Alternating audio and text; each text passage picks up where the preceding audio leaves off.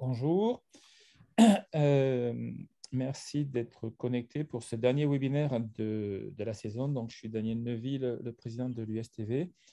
Et pour ce dernier webinaire, nous allons parler de fibres de renforcement. Et nous avons le plaisir d'avoir Anne de Berthereau et Nadège Boucard de Owens Corning qui vont nous parler toutes les deux des différents aspects autour de cette thématique. Vous avez la possibilité de poser des questions dans le chat et on aura à la fin un petit peu de temps pour discuter. Anne, je crois que c'est à toi. Oui, merci Daniel.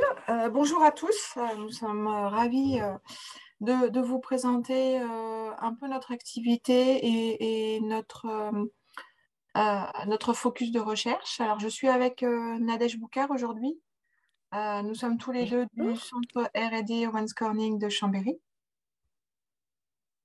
Et Nadège est responsable de toute la R&D autour de l'application énergie renouvelable, éolien. Next Nadège, et aujourd'hui nous allons vous expliquer un peu les tendances passées et futures autour du développement des verres. Mais avant de commencer, un petit slide rapidement sur Owens Corning. Souvent de confusion entre Owens Corning, Owens Illinois. En fait, Owens Corning est une société américaine qui a plus de 80 ans d'existence, hein, donc très vieille. Tout son business est basé sur une fibre de verre, la fibre de verre soit pour le renforcement ou l'isolation. Et c'est une société qui est vraiment globale, avec environ 20 000 personnes actuellement et une présence sur 4 continents, et notamment 7 centres de recherche, dont 3 en Europe et 1 en France à Chambéry. Et nous approvisionnons, en fait, nous travaillons essentiellement sur des matériaux à base de verre pour des applications isolation, roofing, donc toiture, ou composite, renforcement des résines thermoplastiques et thermoset. Next, Nadège. Donc, un petit peu de fun fact sur Owens Corning et où a été utilisée au fil des années, en fait, cette fibre de verre. Donc, une société créée en 1938, juste avant la Deuxième Guerre mondiale. Et donc, ce fil de verre a été utilisé, en fait, un peu pendant la Seconde Guerre mondiale, pour des applications plus de renforcement de matière plastique un peu anecdotiques, mais surtout a vu son essor avec en fait l'émergence de pièces plastiques pour l'automobile dans les années 50, dont notamment il y a eu un premier coup de pub avec la qualification de fibre pour renforcer le thermoplastique dans la Chevrolet Corvette. Et puis ensuite, s'en est suivi différentes applications thermoplastiques. Donc, vous pouvez imaginer toutes les applications où vous trouvez des matières plastiques. En général, elles sont renforcées par du verre. L'automobile, les bateaux, mais aussi l'aéronautique, des matériaux un peu isolants, tels anecdotiques aussi, tout ce qui est protection au feu. Ensuite, a été développé dans les années 70 tout ce qui est transport des fluides, que ce soit liquide ou gazeux, par tuyau. Et donc, les tuyaux sont des matières premières, des matières plastiques renforcées par de la fibre de verre. Next. Alors, aujourd'hui, vous avez donc chez Owens Corning 3 divisions. Nadège et moi, nous faisons partie de la division composite. Donc, notre cœur de métier, c'est des matières premières, c'est des fibres de verre transformées en tissu ou alors en non tissé pour renforcer les plastiques. Next, Nadège, je vais aller assez vite là-dessus. Donc, ce que nous faisons, nous formulons des fibres de verre, nous fondons ces verres et nous fabriquons en fait ces fibres. Next, Nadège. Et ces fibres, ensuite, sont transformées dans nos usines en tissus techniques. Donc, nous avons une expertise aussi de ce qu'on appelle fabrics, au tissage. Mais ces fibres aussi, Next Nadège, sont transformées en non tissés. Donc, non tissé de verre, vous imaginez un peu un Kleenex, exactement ça.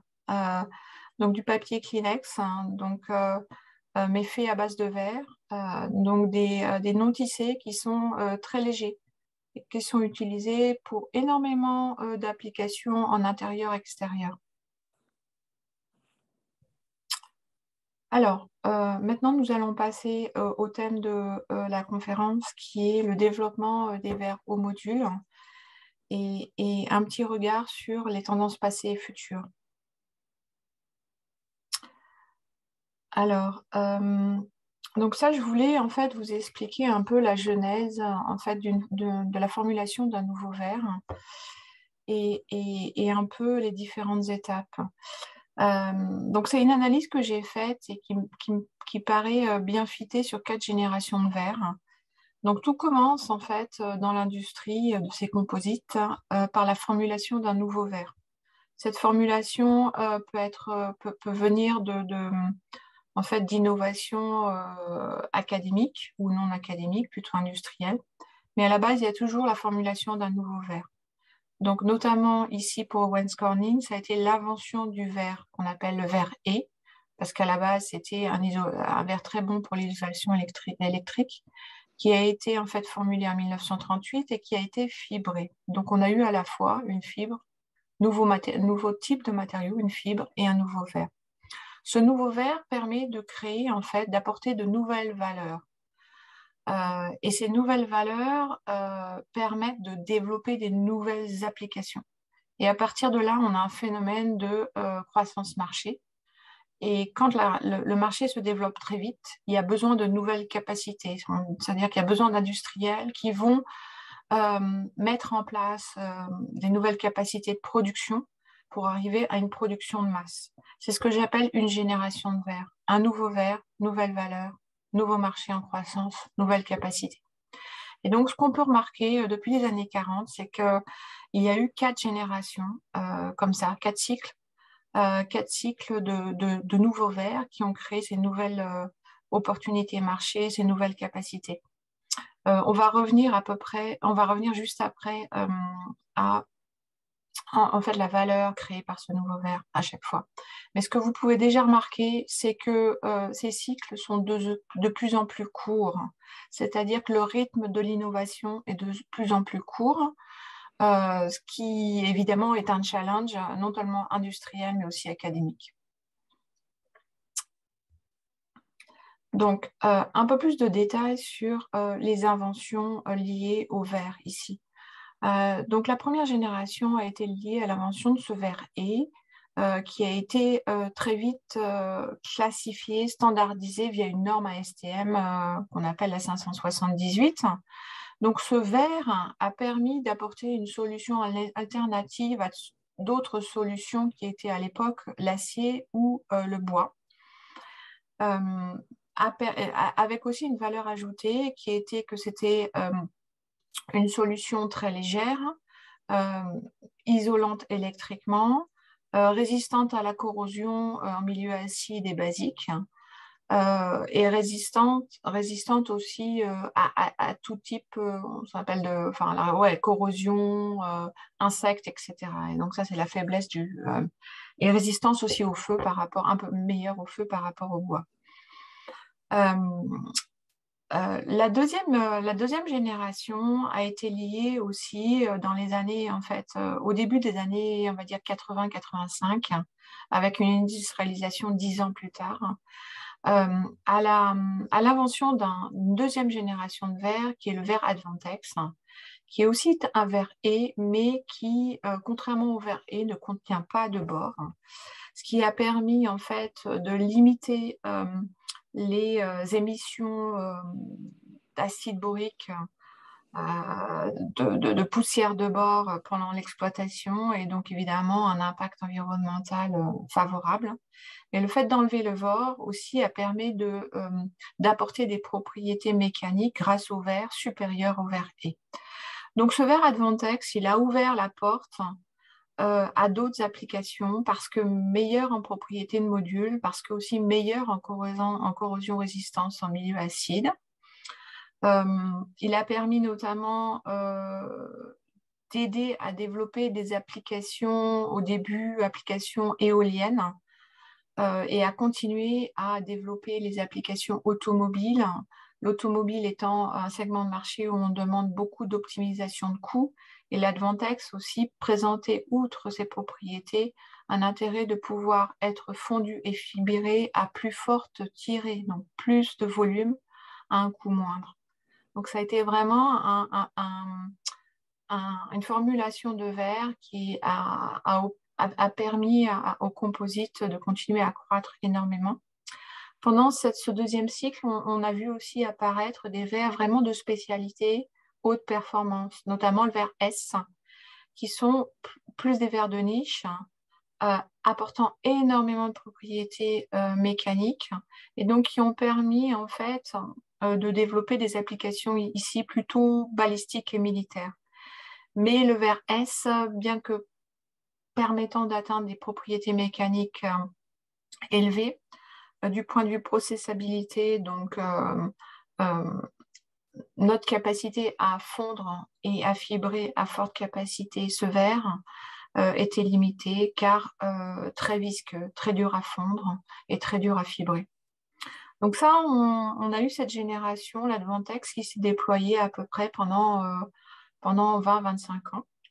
Et puis est arrivée au début des années 2000, la troisième génération, toujours dans cette recherche de performance mécanique, essentiellement, tout en gardant un coût de production, fabrication raisonnable.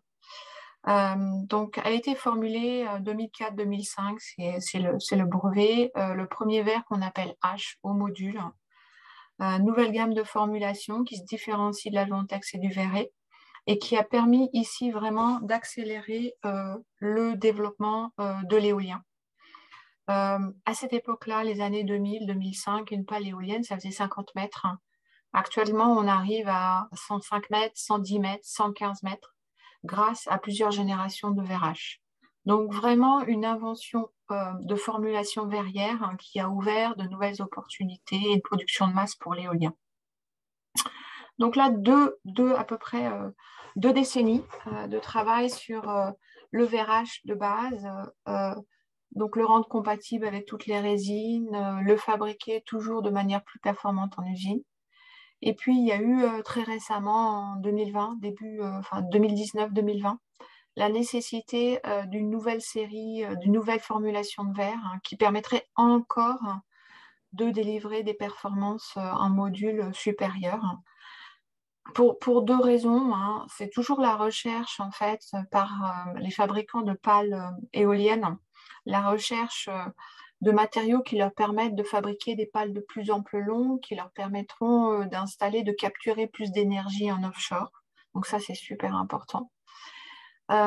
Et qui repousse l'utilisation du carbone. Donc le carbone, effectivement, c'est un matériau, une fibre qui apporte à peu près le double en termes de modules que la fibre de verre, mais qui est encore une fibre, un matériau dit de spécialité très cher, à peu près 15 fois plus cher à la vente qu'une fibre de verre. Un matériau très cassant, très fragile, et de plus, en termes de capacité sur le marché, très peu de capacité de fibre de carbone disponible. Donc on en est en fait à cette génération, deuxième génération, et Nadège vous parlera de la troisième génération aussi. Next, Nadège. Bon, je vais peut-être passer là-dessus. Simplement, le message à garder, c'est que tous les verres sont normés, font partie de normes, et qu'au fur et à mesure que les formulations de verres sont développées, les normes sont affinées. Donc, quelque chose d'intéressant du point de vue académique, alors c'est très schématisé. Je vous ai mis sur ce slide, en fait, les tendances en module, l'augmentation du module avec les différentes générations de verres. Donc, vous voyez avec les deux dernières générations, H2, H3, les verres au module deuxième et troisième génération, qu'on atteint des valeurs de module nettement supérieures aux générations précédentes, avec des coûts de fabrication aussi en fait optimisés. Et donc, il y a, on appelle ça enablers, deux raisons en fait, qui permettent de développer ce genre de solutions pour le marché, notamment éolien. Donc, le premier, c'est les avancées en termes de sciences du verre. Donc là, vous avez un rôle à jouer. Je m'amuse toujours à prendre la classification périodique et à montrer en fait le panel d'opportunités. Actuellement, vous avez en code couleur, alors évidemment, c'est les oxydes qu'on utilise, Li pour Li2O, etc. Donc, tous les oxydes qui sont utilisés actuellement par les verriers industriels. Donc, on utilise simplement une petite palette, en fait, des possibilités offertes par le tableau de Mendeleev. C'est évidemment, en fait, on recherche des performances. On peut atteindre plus de performances en module en utilisant d'autres oxydes. Mais ce qui est important de garder en tête, c'est le deuxième, en fait, notre deuxième point du cahier des charges. Il faut que ce verre, on puisse le fondre et le fibrer sur une installation industrielle à forte capacité. Et donc là, il y a toujours cette dualité entre formuler un verre en comprenant, en utilisant, en maximisant notre compréhension en fait de la structure du verre et comment vont impacter la coordination des différents oxydes, cela va impacter le module, mais en gardant en tête que toutes les propriétés visco du verre, la viscosité pour la fusion T2, la viscosité et le liquidus pour le fibrage sont aussi très importante parce qu'on a besoin de fibres, de fibrer à forte capacité. Et quand je dis forte capacité, c'est des tonnages. Donc, c'est des tonnages par filière. Alors, une filière, c'est comme une grosse casserole avec 4000 trous et en fibres par filière, 4000 fibres. C'est des tonnages autour de 3-4 tonnes par jour. Et ensuite, on a 100 filières à peu près par four. Donc, il faut arriver à avoir une bonne qualité de fusion et un fibrage optimal. Next, Nadège. Donc là, je vais donner en fait maintenant le micro à Nadège. Je vous ai un peu expliqué les générations de verre et pourquoi travailler sur la formulation du verre est super importante. Et Nadège va un peu vous expliquer maintenant comment on mesure on mesure ses propriétés.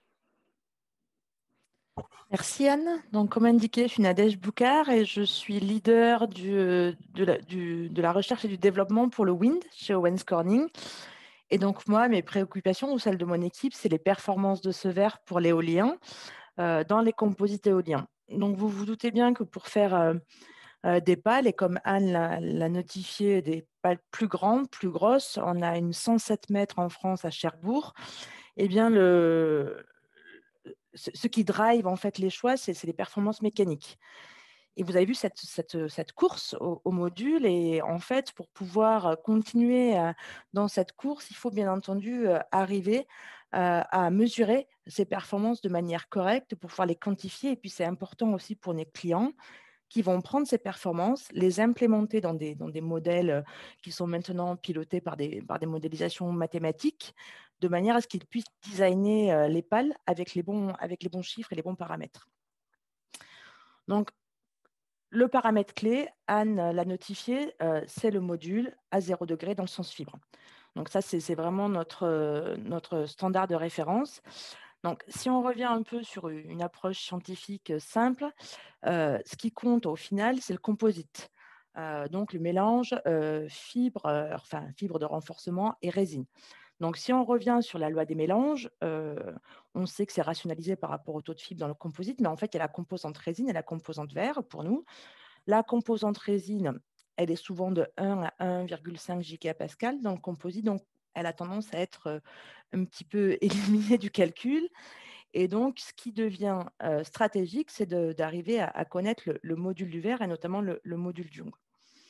Alors, vous avez vu qu'on part de formulation de verre et qu'en fait, ce verre, il a différents états. Et donc, on a ce qu'on appelle le bulk, qui est vraiment la matière verre sans orientation. Et puis, nous, on le transforme en fibres. Et puis, ces fibres, on les transforme en textile, en fabrics. Et puis, ces fabrics, on fait des multicouches, en fait, et on les intègre dans une résine et on fait de l'infusion pour en faire un laminé. Donc, une des questions, c'est quelle est la bonne valeur ou à quel moment est-ce qu'on doit mesurer en fait cette valeur de module pour pouvoir ensuite la transférer dans le modèle de la pale ou le modèle mathématique de la pale. Et puis, concrètement, c'est un milieu qui est très standardisé, il y a des normes.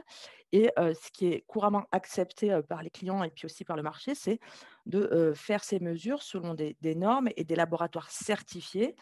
Et la certification qui fait référence sur le marché globalement, que ce soit, quel que soit le continent, c'est la certification des NVGL. Donc, là-dessus, à quelle échelle mesurer les performances de ce verre pour pouvoir ensuite le transférer au composite et à la pale? Vous trouverez dans beaucoup de communications, alors que ce soit de la littérature ou de la communication commerciale, les valeurs de ce qu'on appelle le bulk, en fait, du verre. Donc, vous voyez qu'il y a il y a des normes ASTM qui gèrent la façon de mesurer ce module bulk, qui ont différentes versions. Et en fait, c'est le verre amorphe qui est mesuré.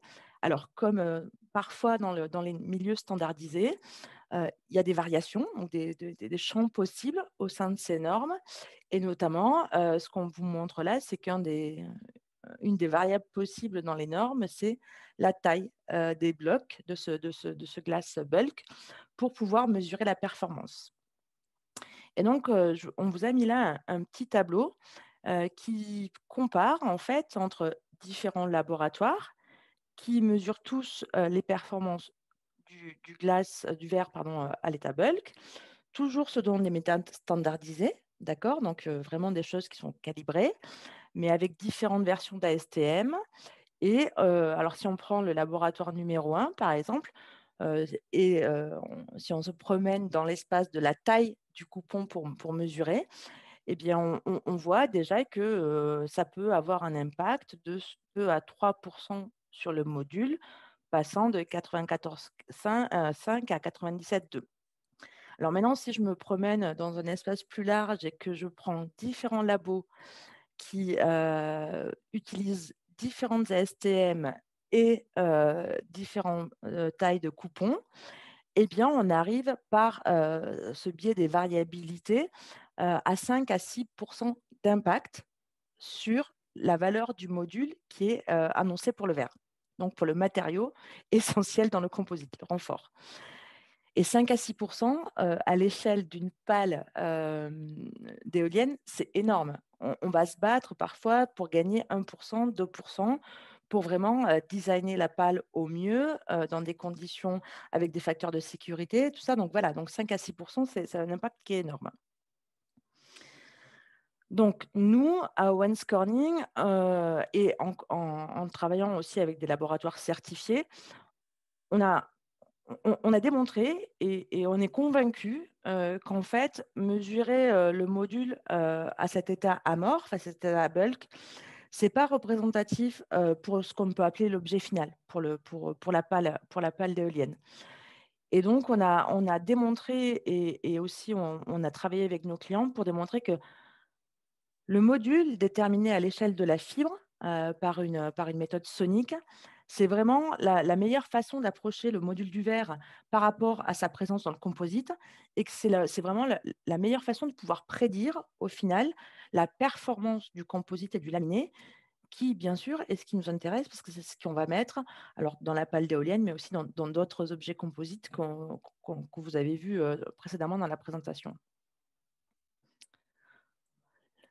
La méthode, c'est une chose. Donc, on a vu que nous, on était plutôt promoteurs d'être proche en fait de l'objet fini, vraiment de l'état composite. Il y a ensuite ce qu'on pourrait appeler la variabilité liée à la mesure elle-même. Et donc, en fait, si on prend un composite, une fois qu'on a le textile, on fait le composite et il y a encore un espace énorme de variabilité dans la façon dont vous allez préparer le composite. On peut faire de l'infusion, on peut faire du RTM, dans la façon dont vous allez avoir le taux de porosité de votre composite, votre taux de fibre, la façon dont vous allez préparer vos coupons pour faire votre test mécanique, vos morts de machine, la pression que vous allez appliquer, la précharge que vous allez appliquer. Et donc, en fait, il y a encore énormément de facteurs variables qui font que, dans l'exemple qu'on vous montre ici sur le slide, en 2019, Owens Corning a participé à ce qu'on appelle round robin, donc vraiment une évaluation des performances à travers différents labos, toujours pour un même matériau, en appliquant une méthode standardisée. D'accord, ici, c'est la ISO 527 pour le module, qui est la méthode de référence. Eh bien, vous pouvez voir sur le petit graphe à votre droite qu'on voit encore un impact important de cette méthode de mesure. Donc, si on prend là encore les extrêmes, et je me prends un peu dans les extrêmes pour vous donner une image, mais voilà, on peut avoir 10% d'écart entre le laboratoire qui va donner le résultat le plus faible et celui le plus élevé. Donc, notre façon aussi de travailler, c'est de dire qu'il faut vraiment arriver à répéter des séries, à faire des bases de données techniques et scientifiques qui sont consistantes, avec un nombre de data important, de manière à pouvoir délivrer des résultats pour construire la pale qui seront consistants, sur lesquels on pourra avoir de la confiance et pour pouvoir vraiment faire du design d'objets composites comme des pales éoliennes. Et puis le message, il est aussi un petit peu pour vous qui nous aidez dans cet espace et qui est parfois pas simple. Ça veut dire qu'il faut continuer à développer des méthodes de test, d'évaluation qui soient de plus en plus sûres, qui nous permettent de réduire les variabilités de manière à pouvoir continuer aussi à progresser dans nos innovations et pouvoir mesurer et donc développer des nouveaux matériaux.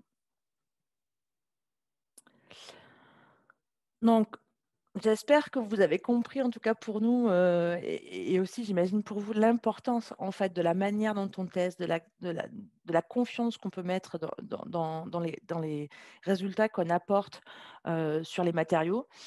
Nous, on est aujourd'hui convaincus, grâce à nos différents travaux, que mesurer le module à l'état amorphe du verre n'est pas suffisant pour pouvoir prétendre après transférer des données pour designer des composites. On pense que mesurer à l'échelle de la fibre le module sonique est la façon qui nous permet d'être le plus prédictible sur les performances obtenues dans les composites. Et puis, on va au-delà.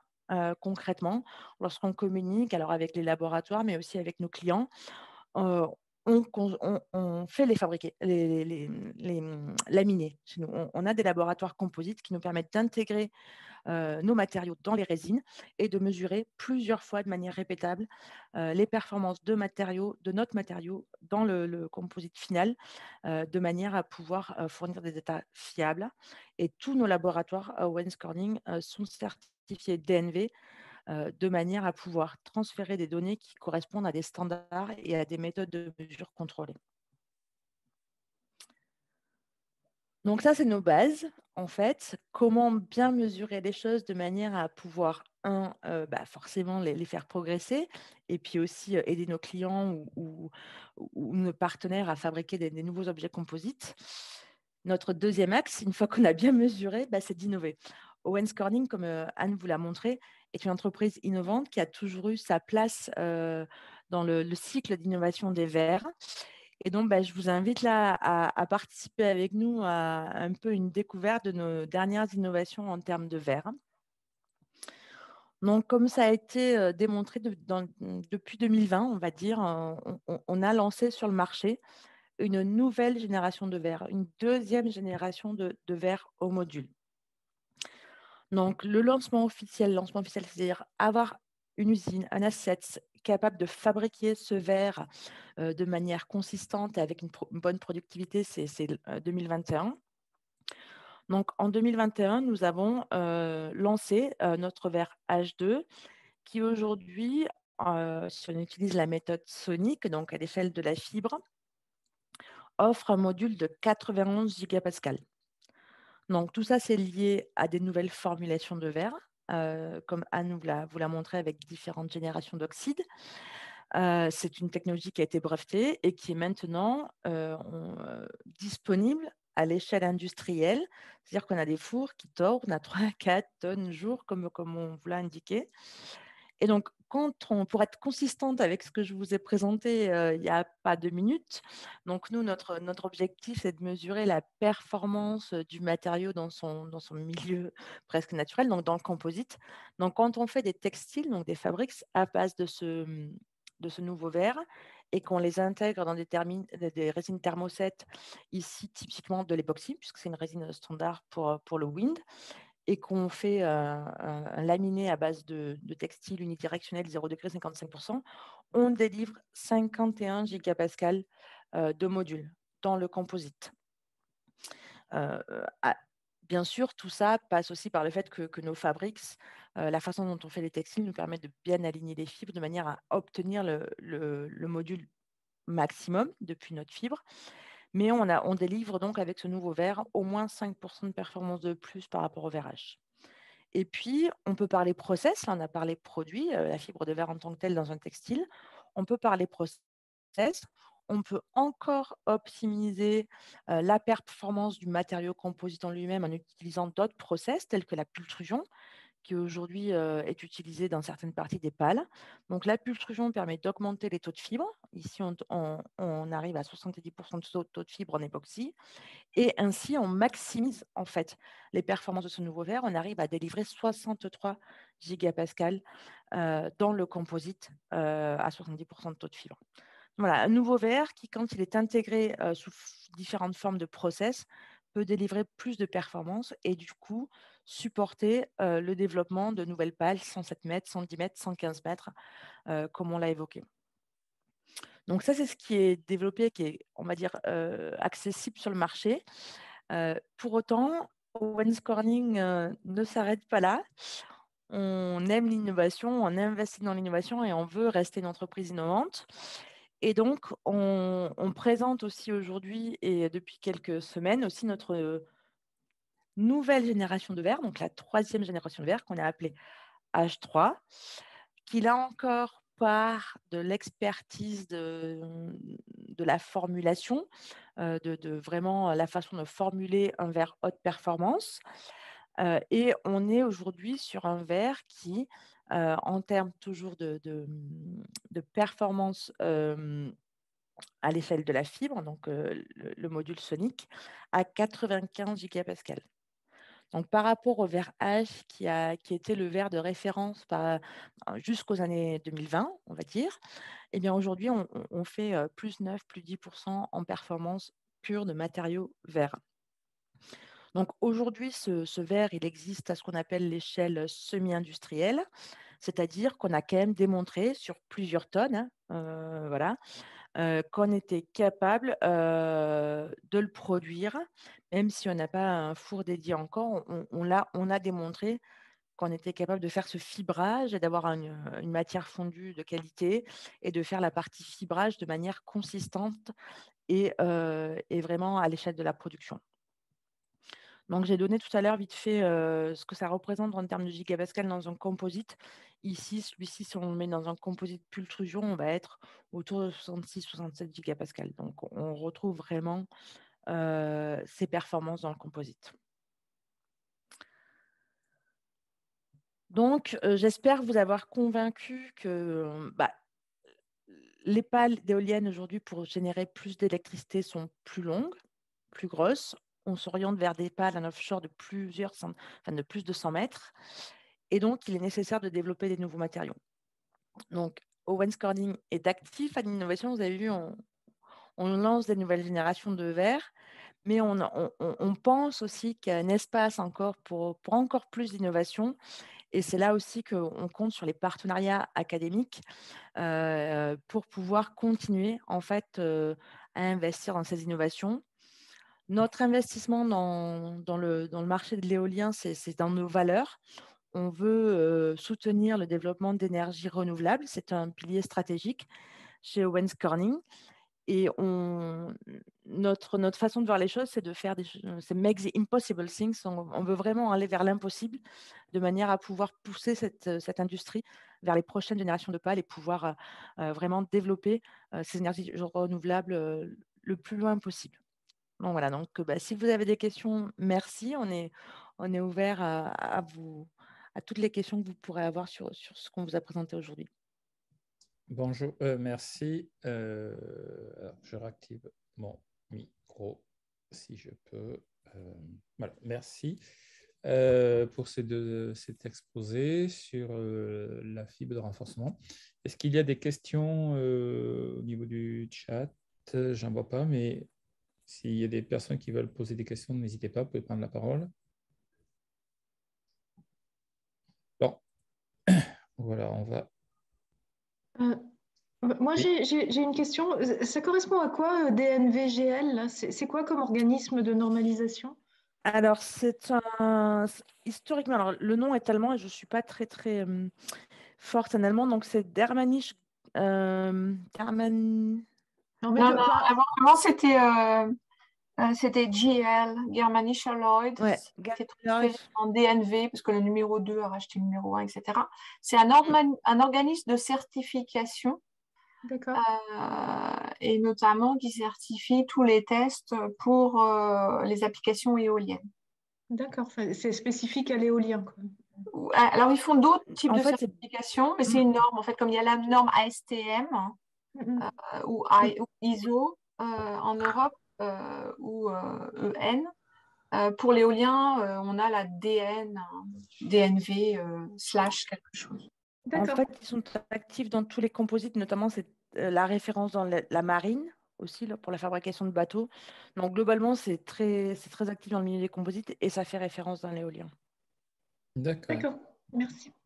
Walter, vas-y, tu peux poser ta question si tu veux. Tu peux ouvrir ton micro et. Alors, est-ce que les modules. Alors, j'ai pas eu le temps de Je vois lire. pas des Est-ce questions. que les modules élastiques non linéaires sont importants pour ces applications? C'est Oh Walter là là, Montpellier qui pose. module élastique non linéaire. Alors, non, on fait pas. Alors, peut-être que je vais mal comprendre. Moi, je connais bien tout ce qui est indice de réfraction non linéaire, donc qui varie en fonction de l'intensité du faisceau lumineux. Non, là, c'est vraiment le module Young, exactement. Parce qu'en fait, les propriétés mécaniques du composite, comme on vous l'a expliqué, sont directement proportionnelles à la quantité de verre dans le composite, en fait. C'est la loi des mélanges. Donc, on joue que sur le module Young standard. Mais je suis intéressée pour comprendre pourquoi cette question. Peut-être qu'il y a quelque chose pour nous à creuser. Walter, je ne sais pas, Walter, je te C'est vois. Walter, ouais. Oui, Walter. mais je ne vois pas s'il est connecté encore. Ah. Alors, il y a Frédéric Smectel qui veut poser une question. Vas-y, ouvre ton micro. Oui, oui, bonjour. Alors, vous l'avez peut-être dit hein, dans la présentation, mais j'en ai loupé un petit morceau. Qu'en est-il du recyclage des pales d'éoliennes? Est-ce que vous avez abordé ça? Enfin, j'ai loupé un Oui, bout de oui, la très présentation. bon. Je vais laisser Très Nadège. bonne Oui. question. D'accord.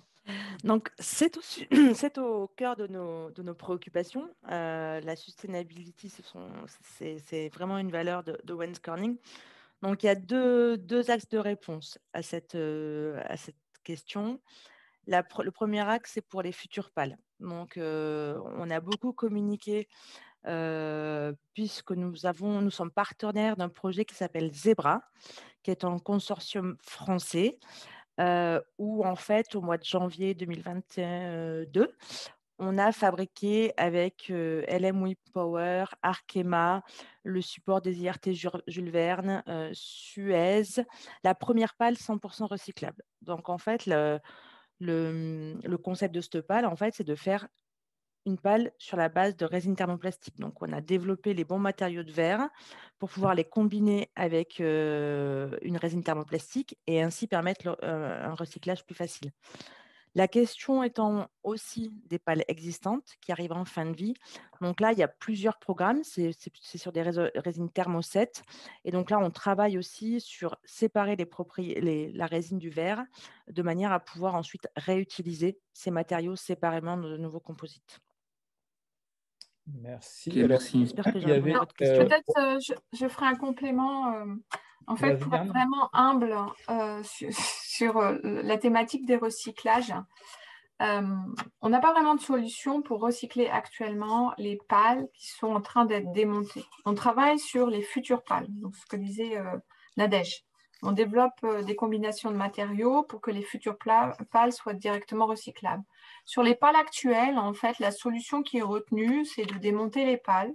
Donc, les pales, elles ont une durée de vie de 15-20 ans.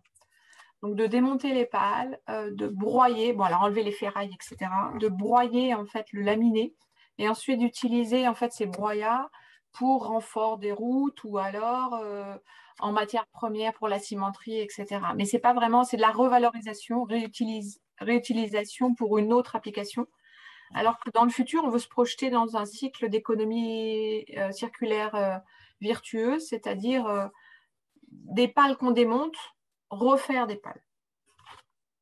D'accord. Alors, Walter avait reprécisé sa question. Oui, j'ai vu. Voilà. Est-ce que Anne? Oui, alors, en fait, notre compréhension, je ne sais pas que c'est notre compréhension, en fait, des mécanismes de failure, les failure modes, en fait, les mécanismes de fracture des pales, c'est que, en fait, les fractures partent souvent de l'interface entre la fibre et la résine. C'est le point de faiblesse. Parce que la fibre a un module Young qui est de l'ordre de 80-90 plus GPa. La résine a un module Young de 3-4 GPa, très viscoélastique. Et donc, à l'intérieur, on met ce qu'on appelle un size, c'est-à-dire qu'on recouvre la fibre de verre, le matériau inorganique, d'un matériau organique, qui assure, en fait, qui fait c'est comme une colle. Donc, ce sizing, il colle au verre et il va assurer l'adhésion à la résine. Et on se rend compte que souvent, ça craque au niveau de l'interface. Donc, on travaille sur les propriétés viscoélastiques de l'interface. Donc, c'est quelques microns, cette interface. Et donc, voilà, on pense que le problème, il vient de l'interface. D'accord, merci. Ronan posait une question sur le diamètre des fibres. Diamètre des fibres, donc un mixte 17 microns, 24 microns. Nous, on préfère le 24 parce que, en fait, du point de vue, en fait, plus la fibre est grosse, moins on a de casse au fibrage, donc ça coûte moins cher. Plus c'est gros, moins ça coûte cher. Par contre, du point de vue des propriétés de fatigue, en fait, les fibres, les fibres sont petites, plus la surface. En fait, on revient tout de suite toujours à cette interface.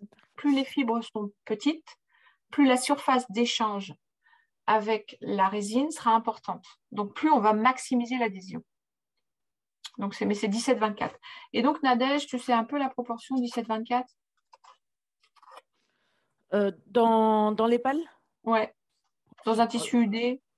Dans un tissu UD, aujourd'hui, on est quasi à 100%, en fait, parce que comme tu l'as mentionné, ouais, il y a une question sur quelles sont les autres propriétés. Alors, ça reste de la mécanique, mais ce n'est pas du statique, c'est du dynamique. C'est ce qu'on appelle la fatigue.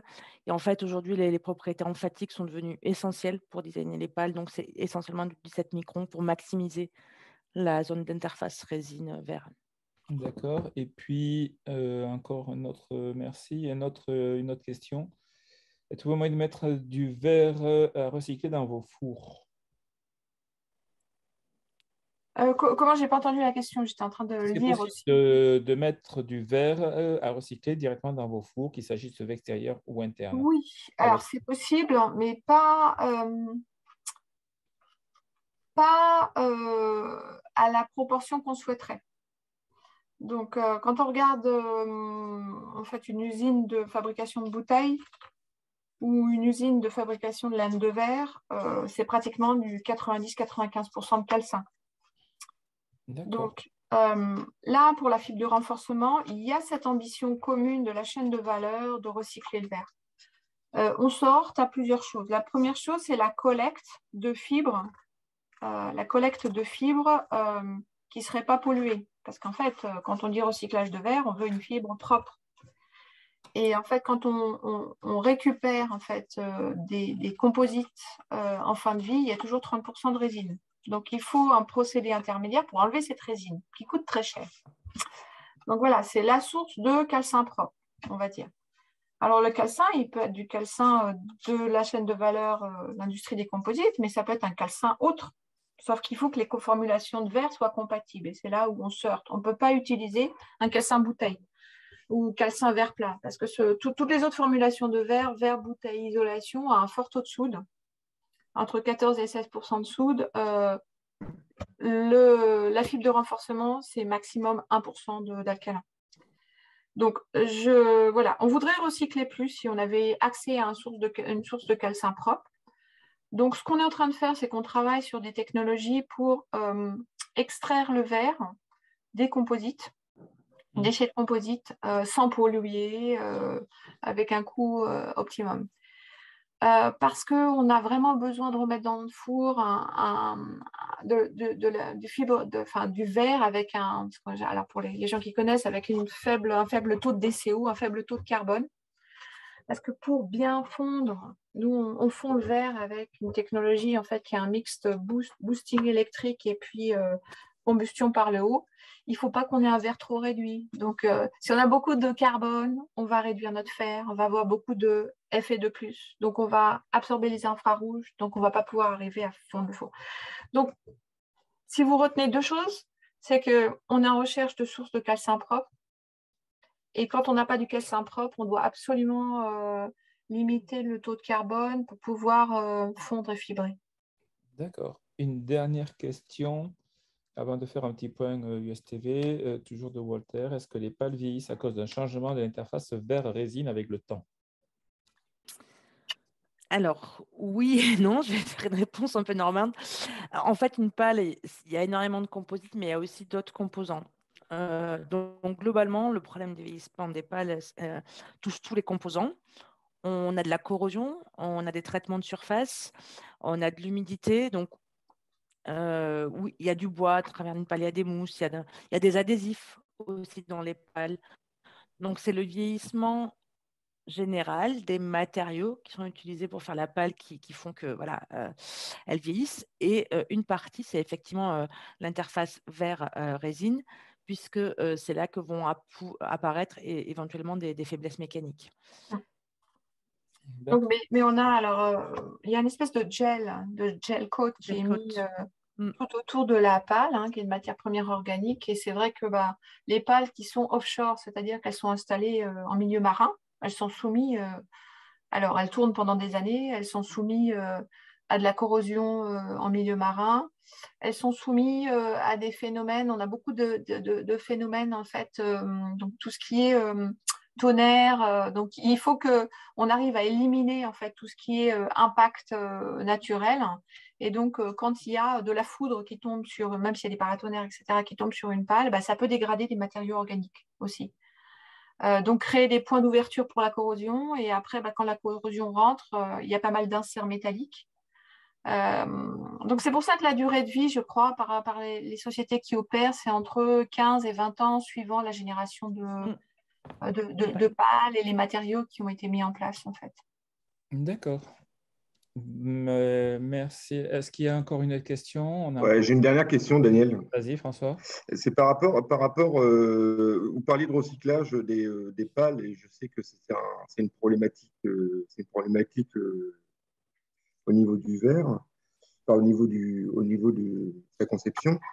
Normalement, il me semblait, peut-être que je suis néophyte dans le sujet, mais normalement, quand on crée un matériau, il y a un cycle de vie qui va de la conception jusqu'au recyclage, et on est censé savoir comment le recycler à la fin, quoi. Non, ça c'est la législation qui est en train d'être mise en place. Mais pour les pales, justement, c'est parce que vous en avez parlé sur les prochaines générations. Ouais. Mais ça date déjà des conceptions de matériaux d'avant, quoi. Il y a un cycle de vie à respecter, non? Il y a 20 ans, je ne pense pas qu'il y avait de législation et il y avait cette prise de conscience de l'environnement, en fait. Donc, il y avait effectivement des industriels ou des partenaires académiques qui poussaient mais on ne faisait pas de LCA il y a 20 ans. Non, systématiquement, chez OC, dès qu'on développe un nouveau produit, on fait des calculs de LCA et avec la chaîne de valeur, on s'engage à trouver des solutions qui sont… Alors, on préfère, nous, réutiliser le matériau de manière infinie pour recréer. Quelquefois, ce n'est pas possible. Alors, le but, c'est de trouver une deuxième application pour le déchet. entre guillemets. Le matériau en fin de vie, on préfère matériau en fin de vie. Oui.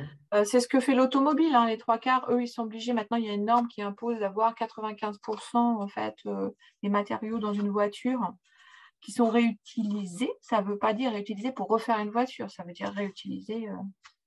Donc ça, il y a une très grosse prise de conscience et je trouve que c'est vraiment bien. Et depuis, je pense que c'est vraiment une tendance depuis 3-4 ans. Poussée essentiellement par l'Europe, hein, la prise de conscience, la législation aide, c'est vraiment, ça vient de l'Europe, hein, on ne le sent pas encore hors Europe. Mais voilà, on a besoin de tout le monde, c'est pour ça qu'on travaille avec l'IRT actuellement, hein, parce qu'il y a une grosse thématique, c'est pas que le verre, hein, c'est des assemblages multimatériaux, il y a plein de matériaux. Donc c'est des problématiques super intéressantes du point de Mais vue. pour le coup, c'est dommage que vous ne soyez pas venu à Nancy parce qu'on a fait un atelier sur le recyclage et il manquait justement ces aspects sur les pales d'éoliennes. Ah, si vous nous invitez la prochaine fois, on a dû louper Avec la plaisir, date. parler des pales. Voilà, François, tu as une réponse pour la prochaine fois, pour les prochaines journées. Désolé, on va pas. Merci encore à toutes les deux. Quelques petits messages au niveau USTV. N'oubliez pas, nous aurons du 21 au 23 septembre les Journées nationales du verre entre Nice et Biot, avec toute une série d'exposés. On remettra le prix de la thèse 2021. Nous aurons une visite de Biot en plein moment du Big Festival, c'est-à-dire du grand festival verrier de Biot. Dans la foulée, il y aura en octobre des journées sur les verres, les liquides et le rayonnement synchrotron et les sources de neutrons sur un rayon au niveau de Soleil. En octobre, toujours, le grand colloque, grande conférence matériaux avec toute une session sur presque plus de 2 jours dédiée au verre à Lille. Donc, les inscriptions sont ouvertes, vous pouvez, n'hésitez pas. Et puis, en partenariat avec les fédérations des métiers du verre, que ce soit la Fédération des chambres syndicales ou la Fédération du verre et du cristal, on a développé un site qui s'appelle le site de l'année du verre, où vous pouvez retrouver toute une série d'informations et des kits pédagogiques, des choses à faire pendant les vacances avec les enfants, etc. Du coloriage, du découpage et apprendre ce que c'est que le verre aujourd'hui. Donc, tout cela, c'est sur le site de l'année internationale du verre. Et toutes les activités, il y a également, si vous vous promenez en France, vous pouvez, si vous voulez vous rencontrer des artistes, des musées, des entreprises ouvertes, etc. Tout est répertorié sur le site de l'année internationale du verre.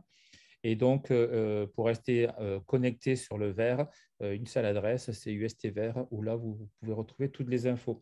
Le prochain webinaire, si je ne me trompe pas, Peggy, tu me corriges si je dis une bêtise, je crois que c'est le 9 septembre et on vous prépare une petite surprise pour le thème de ce webinaire du 9 septembre. Voilà, merci encore à tous d'avoir suivi ces webinaires. Ils sont en replay sur le site de la chaîne USTV, la chaîne YouTube USTV. Donc, vous pouvez les regarder à plaisir. Qui c'est qui pose une question? J'ai dit une bêtise peut-être, je ne sais pas. Ah non, c'est… non, voilà. Voilà, donc merci à tous et toutes. Bon été et puis prochain webinaire le 9 septembre. Merci. Bon été à tous, bonnes vacances. Au revoir. Merci, au revoir. Merci, au revoir.